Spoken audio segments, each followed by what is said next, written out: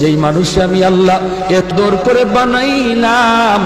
আসমান আল্লাহ বানাইছেন কুন ফায়াকুন বইলা, ফেরেশতা আল্লাহ বানাইছেন কুন ফায়াকুন বইলা, জমিন আল্লাহ বানাইছেন কুন ফায়াকুন বইলা। কিন্তু আমারে আপনারে আল্লাহ পাক কুন ফায়াকুন বইলা বানায় নাই।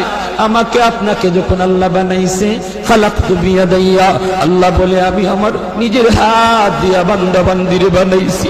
কারণ এই চেহারার মধ্যে এত দামি কপাল, ওই কপাল দিয়া বান্দা আমার কুদরতি কদমে সাজদা দিবে।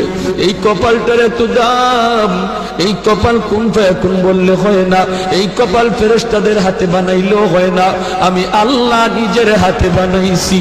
ইংলিশে অনার্স পড়ুয়া একটা যুবক, সে যদি নবীর সুন্নাত তরিকায় চললো, আল্লাহরে ভয় কইরা সব গুনাহ থেকে বাঁচলো, তুমি কেন পারো?